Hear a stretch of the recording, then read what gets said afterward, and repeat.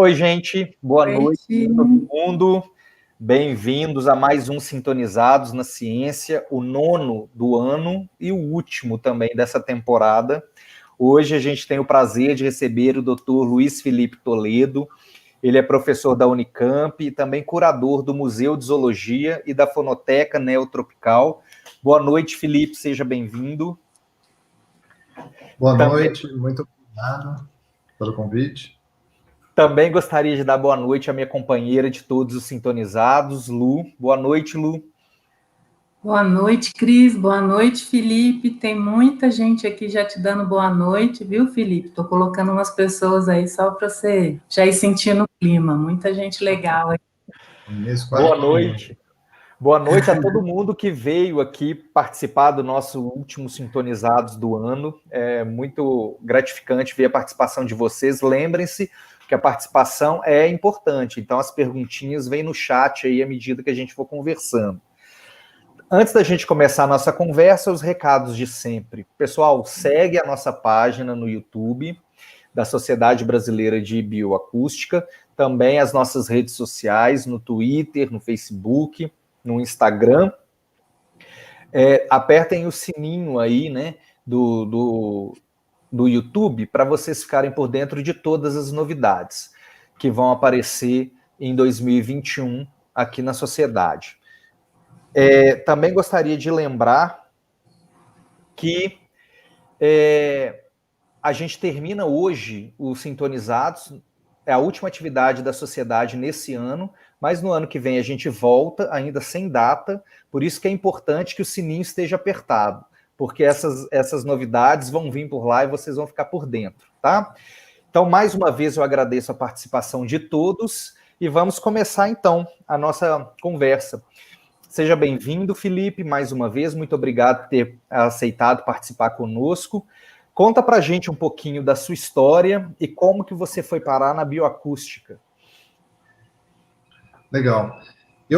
Bom, em primeiro lugar, eu sempre gostei de música e parece que isso é uma coisa meio comum entre as pessoas que estudam bioacústica, né? Então, alguns já são músicos, inclusive, outros têm um interesse por sons e tal. E juntou com a minha vontade de estudar o comportamento animal e, por acaso, eu acabei parando nos anfíbios, porque, na verdade, eu entrei na faculdade com uma vontade muito grande de estudar répteis, tartaruga, e eu nunca consegui trabalhar com tartaruga, porque o meu orientador só me dava trabalho de cobra, de lagarto, e eu acabei com outros répteis. E um dia resolvi, e réptil é muito difícil trabalhar no campo, e anfíbio é muito mais fácil, eu queria trabalhar mais no campo mesmo, na floresta. Então eu migrei para os anfíbios, e aí nessa migração, uma das primeiras coisas, e uma coisa muito comum que as pessoas estudam em campo, é a bioacústica, né? A comunicação entre os anfíbios, porque você chega num brejo, a primeira coisa que chama atenção são o coachar dos bichos, então comecei a gravar os bichos no intuito de querer identificar. É a primeira coisa, acho que também as pessoas que vão explorar uma área ainda que nunca ninguém foi, é gravar os bichos e tentar identificar as espécies. E assim começou lá no laboratório em Rio Claro, onde eu fiz desde a minha graduação até o doutorado, né?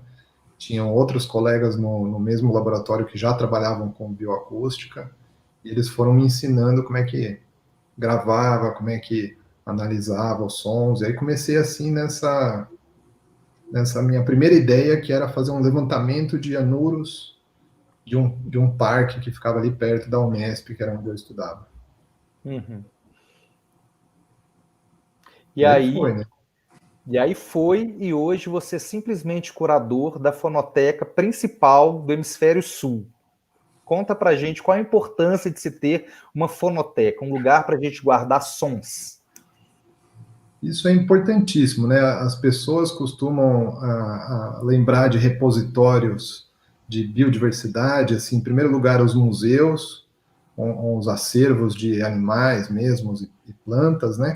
E depois, em segundo lugar, o pessoal pensa em repositórios genéticos, tanto o GenBank, por exemplo, tem as sequências, ou então mesmo bancos com material para estudo genético, ou mesmo para desenvolvimento de de recuperação de espécies e tal. E a questão dos repositórios de informações de história natural são um pouco menos valorizados nesse contexto, assim, um pouco menos lembrados. Mas, de uma certa maneira, eles são tão importantes quanto os outros tipos de repositórios. E, no caso, esse de bioacústica, e não só isso, né, a gente tem gravações, filmes, fotos, né, audiovisual lá. É muito legal porque o som é o único comportamento que você consegue reproduzir de volta na natureza, uma coisa que já existiu, né? Os outros comportamentos você não tem como, visuais ou químicos, é muito mais difícil de você reproduzir da maneira que foi produzido. Então a gente tem um material histórico muito interessante, tem milhares de informações, e hoje em dia, com um acervo tão grande quanto esse da Unicamp, as pessoas podem fazer trabalhos só visitando essa coleção. E vários trabalhos têm sido feitos assim hoje. As pessoas vão lá, veem o que tem e exploram aquele material, e ainda tem possibilidades infinitas ali de trabalhos, né? Então, um fundo de material porque serve para muita coisa. E lá na fonoteca a gente tem gravações dos diferentes grupos de vertebrados? Ou ela é específica para anfíbios? Não, na verdade tem vertebrados e invertebrados, né? Às vezes as pessoas também não pensam assim, mas aranhas, escorpião, formiga também produzem som e tem gravações lá, né? Além dos famosos assim grilos e cigarras, né? Então a gente tem desde esses pequenos insetos até baleias. Então tem de tudo lá. É lógico que tem a maior quantidade de aves, porque essa coleção foi inicialmente montada pelo professor Jacques Villiard, que já faleceu, né? E ele era ornitólogo, então o grande interesse dele era atrair gravações de aves. E agora, depois que eu assumi a coleção, vocês podem perceber que o acervo de anfíbios está crescendo desproporcionalmente em relação aos outros grupos. Então, eu acho que isso também tem um pouco a ver com quem está trabalhando ali, quais são os grupos de pesquisa, né? Ainda hoje, aves é o grupo mais numeroso da coleção, mas a gente tem eu tento prezar pela diversidade. Então, se parece uma gravação de um mamífero que ninguém tem, ou de um peixe que é super rara, eu fico louco querendo aquelas gravações para incorporar mais do que quantidade, eu gostaria de diversificar a coleção. Felipe, curiosidade. Você saberia assim, dizer assim, qual a quantidade de sons que tem nessa fonoteca hoje? A gente está falando na casa de milhões de arquivos. Arquivos, então, a gente conseguiu, eu acho que tinha uma meta, se eu não me engano, eu posso até falar errado, mas depois eu preciso ver com a Simone, era que a gente queria ter 30 mil em 30 anos. Mas, na verdade, a gente tem muito mais do que isso, porque a gente tem um monte de gravações que estão lá para serem depositadas, e ainda tem fitas que precisam ser digitalizadas, ou mesmo gravações digitais que ainda não foram incorporadas na coleção. Então, e além de como era feito antigamente, que era uma gravação de uma espécie em específico, né? Geralmente a gente vai com o microfone lá na natureza e entrevista um sapo, entrevista um passarinho e traz a gravação daquele exclusivo. Mas hoje em dia agora tem uma perfusão de gravadores autônomos que o pessoal está usando. E agora tem gravações, por exemplo, eu tenho gravações lá de mais de um ano sem parar do mesmo ponto. Uau! Então, são gravações contínuas de um determinado ponto, e ali não grava só uma espécie, grava tudo que está vocalizando de dia e de noite. Então, a gente tem um outro tipo de gravações agora. Então, aquilo conta como uma gravação, só que é uma gravação de 365 dias. Como uma gravação enorme lá dentro, né? O Felipe, pode perguntar, Lu, por favor. E o que eu queria saber é o seguinte, a gente tem uma gravação, ou então a gente está no campo, está vendo um animal legal e quer fazer uma gravação desse animal para colocar numa coleção científica. Quais são os cuidados que a gente tem que ter? O que a gente tem que fazer assim, para gravar corretamente, digamos assim? Para gravar bonito, tem um monte de técnicas, né? Sim. Então a gente precisaria falar bastante sobre isso, mas existe uma ideia que é um pouco errada, porque que fica pairando por aí, é que assim, a minha gravação é ruim, eu gravei com o celular em MP3. São aquelas coisas que as pessoas geralmente tem muito ruído, foi com o celular em MP3. É uma gravação que você pensaria assim, essa daí eu vou descartar. Mas não necessariamente, a gente até deposita esses tipos de gravações hoje, porque às vezes a gravação não é tão boa de qualidade técnica, mas nela a gente tem as informações cruciais, por exemplo, a presença da espécie naquele local, naquela data. Isso aí pode ser importante no sentido histórico. Ainda mais agora que a gente vê as extinções, né, da fauna, diversos declínios de populações. Então, esses registros, de qualquer maneira, por exemplo, esse é só um exemplo de como eles podem ser usados, mesmo que não sejam de alta qualidade. Então... Assim, desculpa.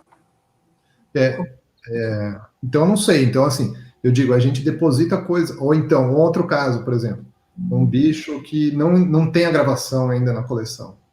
Então, para mim, acho que aquela gravação é relevante de qualquer maneira. Ou então, uma gravação que ninguém nunca fez da espécie. Então, essa gravação é super importante, até que a gente consiga outras gravações melhores, se alguém quiser fazer alguma análise mais refinada. Mas eu não tenho eu não faço esse corte que eu sei que alguns curadores de coleções audiovisuais, como a nossa, fazem. Então, eu falo assim, não vou aceitar a gravação MP3, só em gravação WAV. Mas aqui não tem isso. Aqui a gente aceita de tudo. Por outro lado, existe uma curadoria. Não é como, por exemplo, sites que a gente tem, por exemplo, Wikiaves ou sites assim, que talvez vocês conheçam, que tem na internet, que as pessoas podem colocar os arquivos sonoros.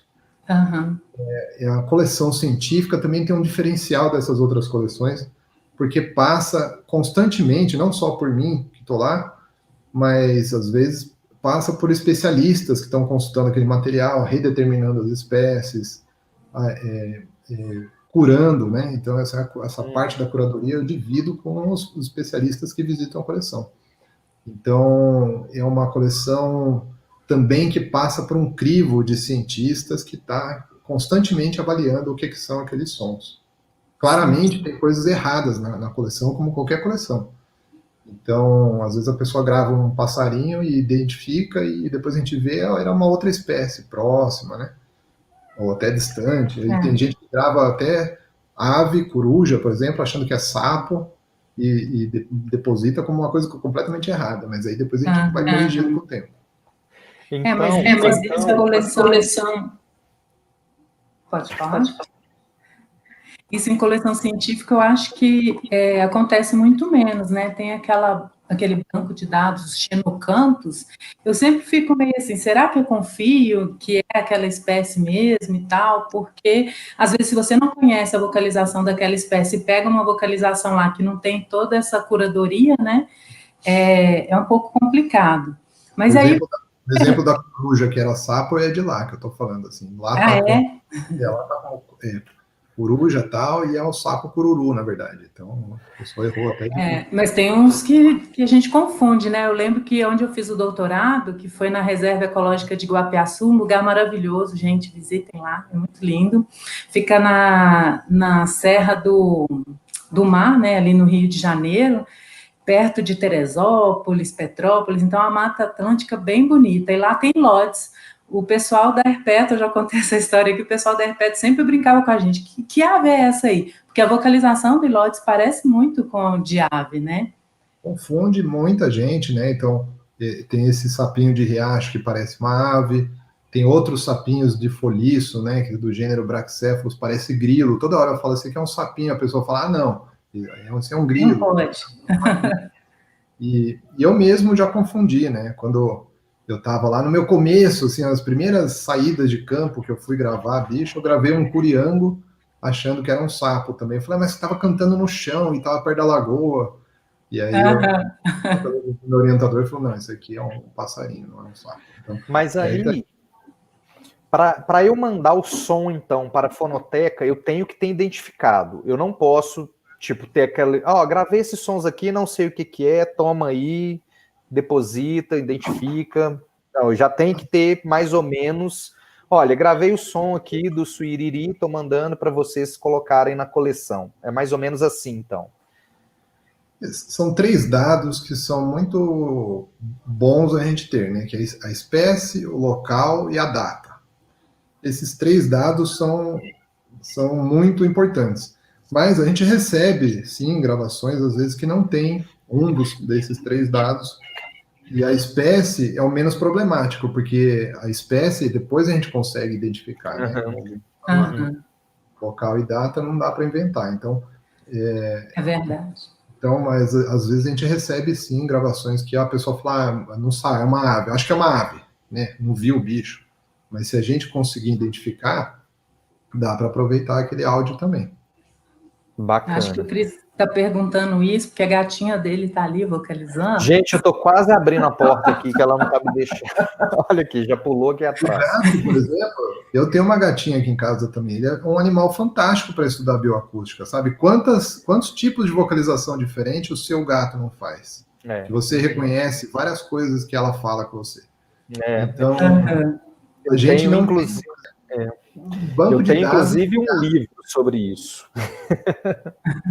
Então, coisas em casa até dá para trabalhar com bioacústica, né? Então não precisa necessariamente. É verdade. No meio da floresta. Tem até coisas domésticas que dá para fazer também. Mas aí, Felipe, a gente está falando aqui das coleções.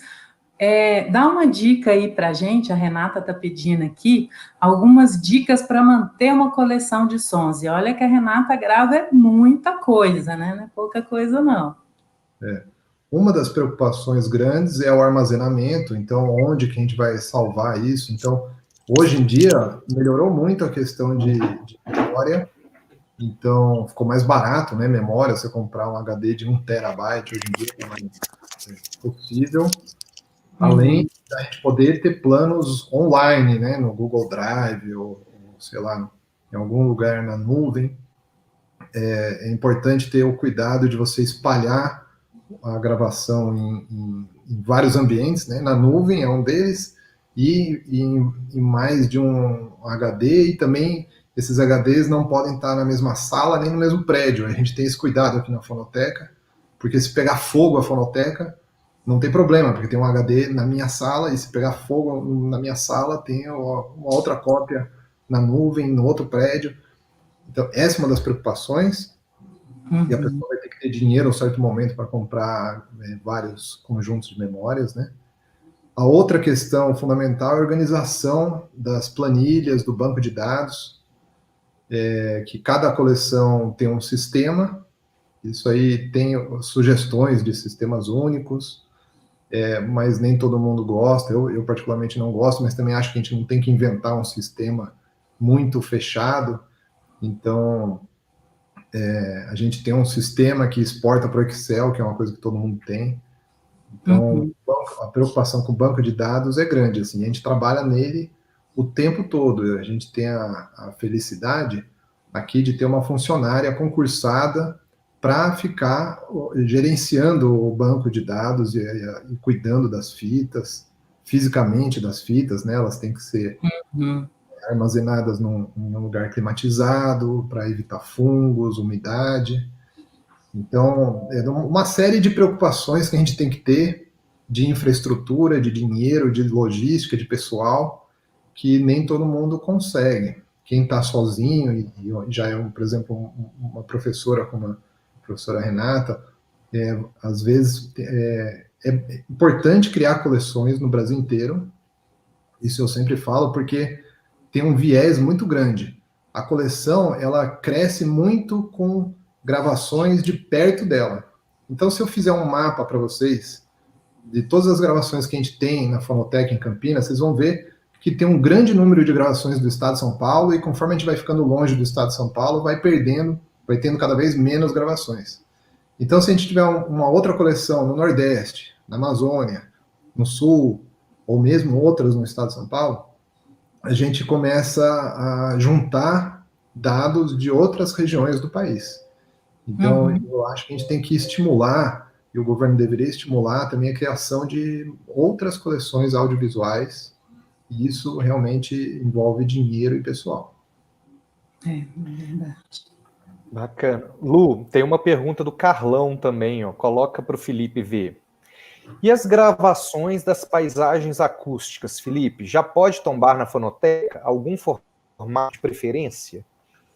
Pode, então, isso é o que a gente estava falando. A gente já está tombando essas gravações, que, no caso, a gente tem um exemplo agora que a gente mesmo está coletando, já faz mais de um ano que a gente grava no mesmo ponto.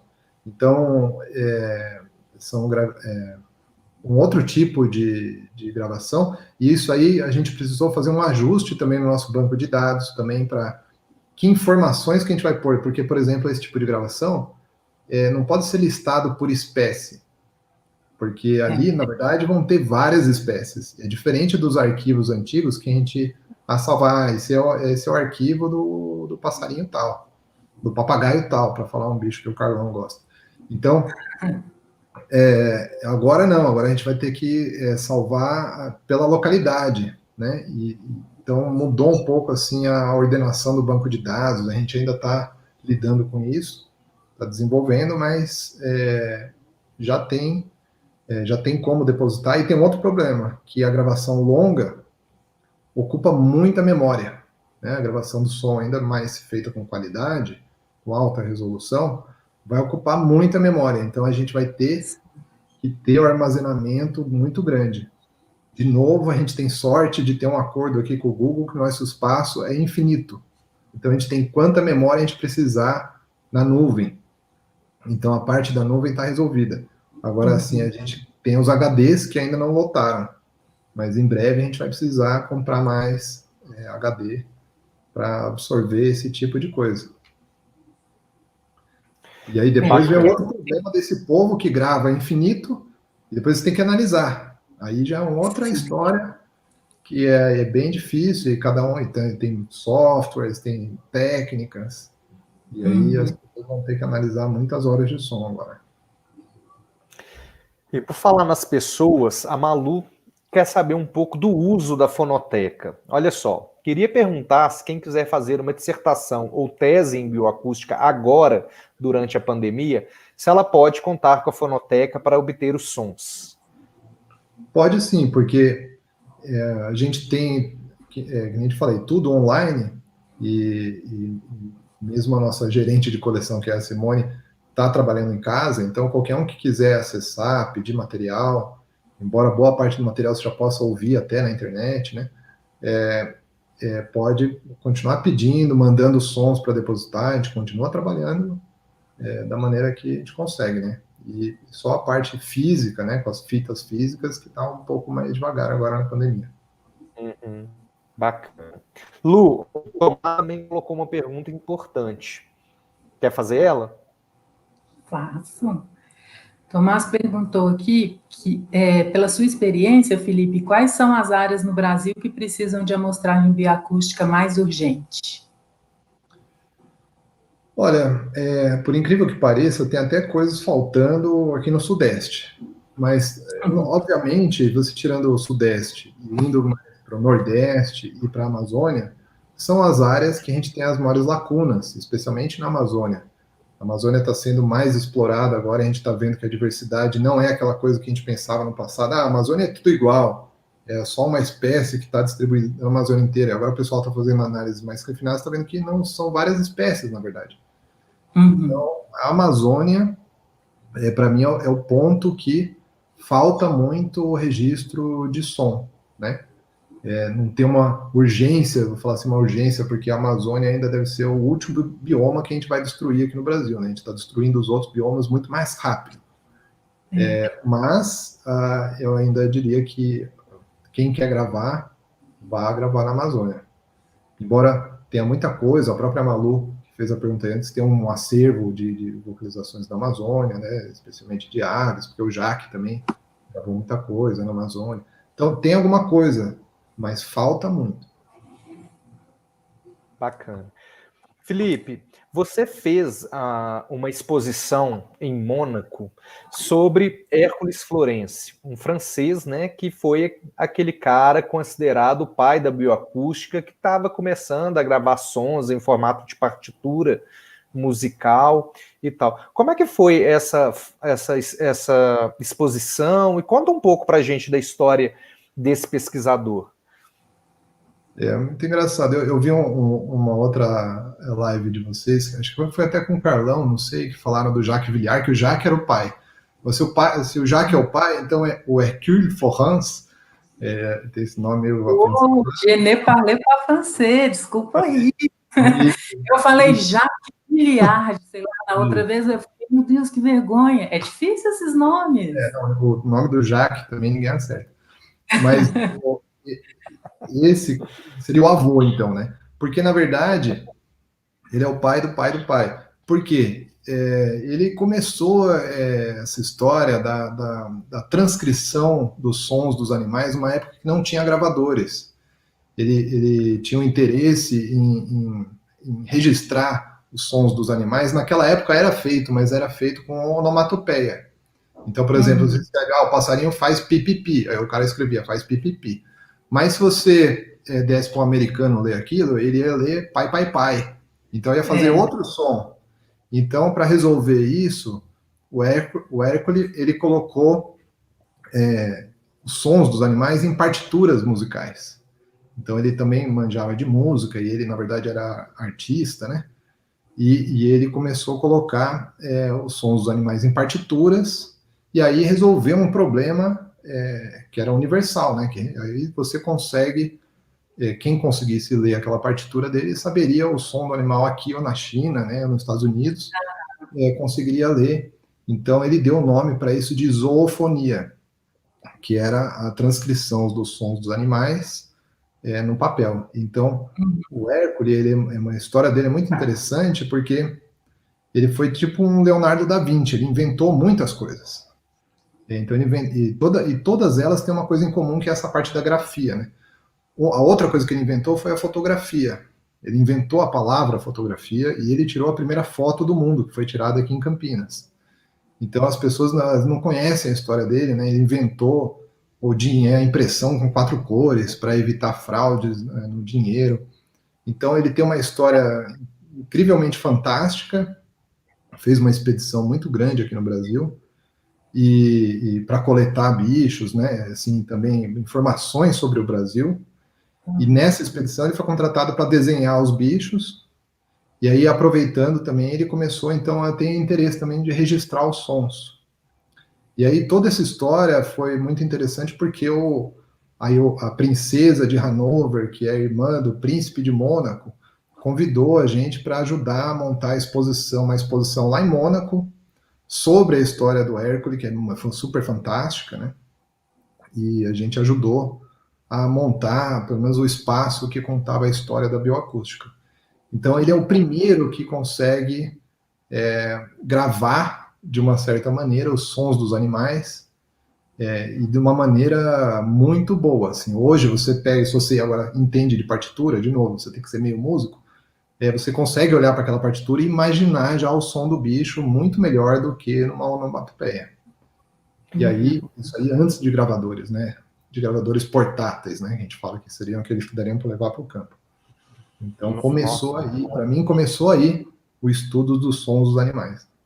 Olha, impressionante essa história. A gente chegou a ver algumas fotos da exposição, os bichos que estavam lá, era assim, vinha a foto do bicho, vinha a partitura e tinha um fone para você ouvir o canto do animal. Isso, Aqueles bichos lá da exposição eram todos brasileiros ou eram, assim, do mundo? Sim, todos brasileiros, porque o Hércules, como estava aqui, ele registrou os bichos daqui do nosso entorno, né? Então, e nessa expedição que saiu de São Vicente, foi até a Amazônia e voltou. Então, ele a gente fez um exercício ao contrário, né? A gente pegou a gravação que a gente tem do animal e passou com o software que tem hoje em dia, passou para uma partitura para comparar o caminho inverso para ver se a nossa partitura produzida ficaria parecida com a partitura do Hércules, e realmente ficou. Aí o Carlão tá pedindo aqui uma foto, porque o Carlão botou um chapéu de cangaceiro no Príncipe de Mônaco e eu tirei a foto e perdi a foto depois, que na verdade eu perdi quase todas as fotos daquela. Então, poxa, ele deu um presente para ele, eu também dei um presente, um livro de sapo, porque ele era príncipe, eu achei que príncipe e sapo combinava de alguma maneira, mas ele não entendeu a minha piada. entendeu, não? Poxa. Mas muito bacana mesmo. Eu acho que deve ter sido muito emocionante montar essa exposição, né? Que, querendo ou não, é o que você falou, é a história da bioacústica ali na frente de todo mundo, para todo mundo entender o que aconteceu, né, no início. E pelas fotos, parece que foi bem bom. Eu fico assim impressionado porque a gente não conhece a história do Hércules. Para mim, ele é comparável com a história do Leonardo da Vinci. E ele aqui, embora tenha nascido não no Brasil, mas na França, mas ele construiu toda a história dele aqui no Brasil, é super importante. A gente conhece, o Santos Dumont inventou o avião, mas nem foi o Santos Dumont, né? O Santos Dumont teve uma coevolução aí, né? Duas pessoas desenvolvendo a mesma coisa, mas no caso da fotografia, é até uma injustiça. Todo mundo relaciona o Daguerre ou ainda outra pessoa na Europa que tenha inventado a fotografia, mas de fato, nesse caso, a gente sabe que a invenção da fotografia foi aqui. Engraçado que em Campinas, que também é onde estava o Jacques Villiard, muitos anos depois, e onde está agora a maior coleção de bioacústica, o acervo audiovisual do Brasil, né? Campinas é o polo da bioacústica no Brasil, né? Aconteceu alguma coisa. Isso é muito bom. Mas, Felipe, olha só, Lu, nós ainda temos perguntas em relação à fonoteca, Felipe. Tem um monte de gente interessado em algumas informações da fonoteca. Olha só, por exemplo, o Rodrigo pergunta: Felipe, alguma ideia de qual porcentagem de gravações digitais em relação às gravações físicas, fitas, rolos, etc., na fonoteca? Olha, uma boa pergunta. Eu não sei te dizer. Na verdade, tem mais gravações de rolo, isso eu sei, de físicas, né? Mas que já foram digitalizadas. A gente tem uma prioridade para digitalizar quase tudo, do que as que foram feitas nos tempos mais recentes. Mas hoje em dia, eu sei que as pessoas têm muitas gravações, porque agora ficou fácil, que nem eu disse, com o celular você faz uma gravação digital. Então ficou muito fácil. O que é difícil um pouco é convencer as pessoas a depositarem o material na coleção, por incrível que pareça. Algumas pessoas têm algum tipo de receio de depositar lá o material, ou fala que vai usar, vou usar, e depois de 10 anos a pessoa não usou, e daí você vê aquela gravação, perdi porque roubaram meu computador. Tem uma perda desse material muito grande. Então, mas também se todo mundo mandar, a gente não vai dar conta de depositar tudo. Então, a gente está full time, trabalhando assim todos os dias depositando som. Todos os dias a gente deposita mais arquivos de som e não dá conta de depositar tudo que a gente tem para depositar. Então tem muito material, o que é bom. Falei para a Simone, você tem trabalho infinito aqui. Mas a gente tem pensando em maneiras de fazer isso mais rápido. Ou seja, a fonoteca está em expansão em relação aos seus arquivos, né? O que é muito bom. Realmente, a gente está tendo um aumento dos dados. Como você falou, talvez seja mais interessante a gente, né, também diversificar em outros lugares do país, mas o que importa é que a fonoteca tem recebido adições o tempo inteiro, então ela está em expansão e não está parada no tempo, né? Ou só com aquilo ali nunca mais depositou. E isso é muito bom, né? Quanto mais a gente deposita, mais pessoas pedem arquivos. Então a gente está atendendo também cada vez mais pessoas, quer dizer que é um bom sinal. Em termos de bioacústica nacional, até mesmo gente de fora pede arquivos aqui, mas é um sinal de que o campo da bioacústica está crescendo. Isso é interessante. Eu queria te fazer uma pergunta nesse sentido. Felipe, o que você acha do campo da bioacústica no Brasil? Você tem sentido esse crescimento? Ele é um campo aberto ainda a muitas pesquisas. Como é que você vê o campo aqui no Brasil? a minha experiência não é muito longa, tem gente com mais experiência do que eu, mas a visão que eu tenho é que cresceu, mas pouco. Na verdade, se a gente, que nem vai ter a gente teria esse ano um Congresso Brasileiro de Bioacústica. Eu acho que tem um certo corpo já de pessoas, mas ainda precisa crescer muito mais, porque a gente precisa ter o quê? Os professores que trabalham com bioacústica para ensinar os seus alunos, para ter cada vez mais professores, né? Então, ainda tem muita coisa para ser feita, um monte de espécie, por exemplo, um monte, que nunca nem descreveu o canto, que seria assim, a primeira coisa para fazer. Como é que o bicho canta? É o número 1, né? Vamos ver como é que ele canta. Tem um monte de isso aí, só trabalhar só com essa pergunta, a pessoa pode ficar a vida inteira descrevendo sons que nunca foram descritos. Então, tem muita coisa ainda para fazer perto do tanto de pessoas que tem trabalhando. Isso também é bom, porque dá bom assim, no sentido de que os alunos que estão chegando, né, podem se embrenhar nesse campo, porque existe muita coisa a ser feita ainda, né? Isso é legal. Ainda baixa sobreposição, né, em alguns grupos especialmente, né? Lógico que quanto mais invertebrado você está falando, menos sobreposição vai ter de trabalhos, né? Agora, os sons dos primatas, por exemplo, das baleias, aí já tem assim, bastante trabalho, mas, quer dizer, não, as perguntas básicas já foram mais ou menos respondidas, mas ainda tem muita coisa para fazer, ainda mesmo com um bicho que é muito conhecido, né? Bacana. Lu, temos 2 perguntas do Tomás. Vamos lá. Primeiro, o Tomás pergunta aqui se essa comparação que você falou sobre os sons que vocês fizeram o contrário, né, de gravar, pegaram os sons e fizeram a partitura desses animais. Vocês publicaram essa comparação? Sim, em parte, né, parte do que a gente fez já está publicada em um livro que saiu em 2 línguas, tá? Um livro em francês, outro em inglês. Um capítulo está lá no meu site, pode ir lá e baixar. Se não achar, manda um e-mail para mim que eu mando que é super legal, né? Sempre. E aqui na Fonoteca tem uma outra particularidade que músicos procuram a gente também, ou empresas que querem usar sons para propaganda, filme, cinema, televisão. Então a gente trabalha um pouco com a arte também. E vira e mexe tem algum músico que quer usar, fazer isso, né? Usar os sons dos bichos para transformar em partitura, ou para inspirar partitura, ou para compor música com sons dos bichos. Então a gente tem esse outro tipo de público que também acessa o nosso material e sempre está interessado nessa parte mais musical dos sons dos animais. Né? O Tomás, ele acústica, né, Lu? Mas pela fotinha você vê também que ele tem esse quê de músico. Deve ser o interesse das partituras vindo daí. Tomás Felipe, depois conta pra gente. Você é músico, Felipe? Eu não sou. Fiquei curiosa já, porque todo mundo da bioacústica, assim, toca alguma coisa aí. Não, eu toco gaita, mas bem de leve, sei ler partitura, mas não sou músico, né? Já sabe ler partitura. Pô, anos-luz na frente. Todo mundo fala assim, quando descobre que eu toco gaita, fala, cadê a gaita? Traz a gaita, na próxima vez você vai tocar, hein? E depois o pessoal fica puto que eu não levo a gaita, que eu não trouxe a gaita. Só a chance, você tá em casa, pode pegar a gaita. Aqui em casa eu toco, mas sem ninguém ver. Algumas pessoas já viram. No último congresso, inclusive, toquei na frente de todo mundo lá numa festa do congresso. Aí, tudo a ver com o primeiro congresso de bioacústica, já pensou? Então, mas nossa, congresso de bioacústica tem um monte de músico. Vai ser um show esse negócio.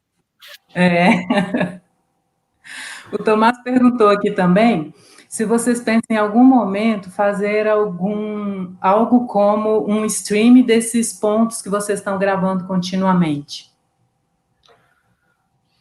Ainda não, porque os dados estão meio fechados, porque é para um projeto específico. A gente tem um projeto bem grande, a gente tem liderado pelo professor Rogério, acho que ele até comentou esse projeto, os gravadores espalhados no Brasil inteiro, então a gente ainda vai usar os dados para análise, então está um pouco restrito nesse momento. Mas é uma ideia interessante, né, de você deixar as pessoas escutarem algum lugar remoto que elas nunca iriam. Então, a coleção de som também tem esse apelo, a gente pode trabalhar, porque a gente tem sons de espécies que foram extintas. Então, esse é bem apelativo. Eu posso tocar para você um som que você nunca mais vai ouvir. E aí as pessoas ficam tocadas nesse sentido, sabe? Elas sentem realmente que a gente perdeu alguma coisa. Então, ou mesmo uma floresta, que eu posso mostrar como é que era antes e como é que é hoje, muito mais silenciosa, né? As florestas estão ficando silenciosas, ou com ruídos, né? Com barulho de cidade. Então, também tem um lado muito interessante para trabalhar, que é a conservação. E quem trabalha com essas gravações autônomas ou de paisagens sonoras, também tem muita chance e muitos trabalhos nessa linha. Isso é uma coisa que falta no Brasil e também é um campo aberto. Muito interessante esse tipo de ação, né? Mostrar o canto estava extinto, ou como era antes, como é agora, o local. Realmente, só de você falando, eu já fui imaginando, e realmente tem uma força isso daí no sentido conservacionista. Já pensei, vou fazer uma instalação na Avenida Paulista, tocando ali, ó, no meio daquelas pessoas passando, os sons dos bichos que viviam ali na Avenida Paulista antes de virar São Paulo. Então, isso, de alguma maneira, impacta as pessoas. Então, se alguém quiser fazer esse projeto, tá aí a dica. A gente pode usar também para conservação, né, que é importante. Então, Sim. Muito interessante. Felipe, infelizmente, estamos chegando ao final da nossa conversa. Deixa eu só fazer mais uma perguntinha, vai? Tem uma perguntinha para fazer e a gente pode fazer, Lu.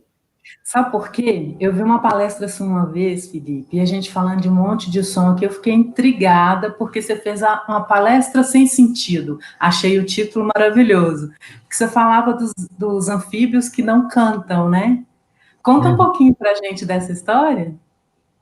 Os sem sentidos é porque eu estudo sapos cegos, surdos e mudos. Tem uns casos, assim, uns bichos bem esquisitos. É um extremo, né? E no caso do mudo, era a pergunta, né? A gente sabia que a espécie era muda, quer dizer, ela não faz o chamado para atrair a fêmea. Então, eu tive um aluno de mestrado na época, corajoso, né? Que falou assim: então você vai lá, sentar lá no rio, do lado do sapo, lá no Caparaó, no meio do Espírito Santo, e você vai ficar olhando para o bicho, ver o que ele faz, porque ele tem que fazer alguma coisa para atrair a fêmea. Né? Porque se ele não canta, não faz som, como é que ele vai atrair a fêmea? Será que é um feromônio? Será que é um gesto visual?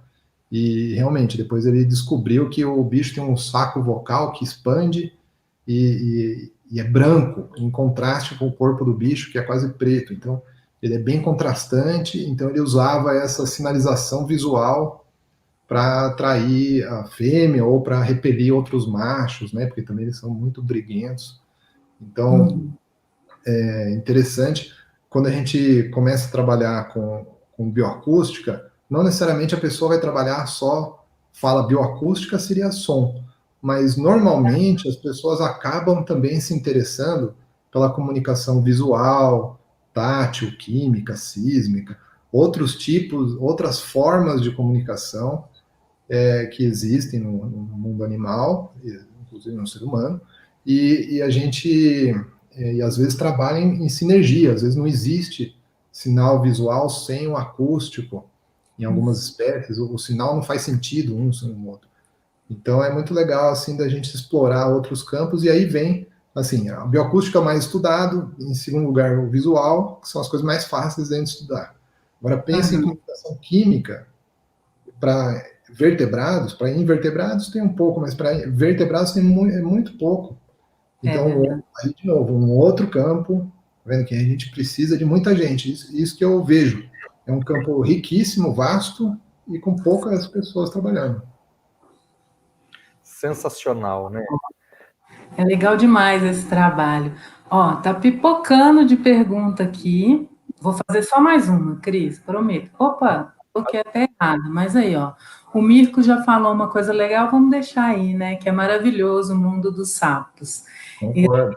E de comunicação, é muito legal mesmo. Mas a Joyce, ela tá perguntando aqui se pode depositar vídeo também na fonoteca. Você já falou um pouquinho disso aí para a gente, né?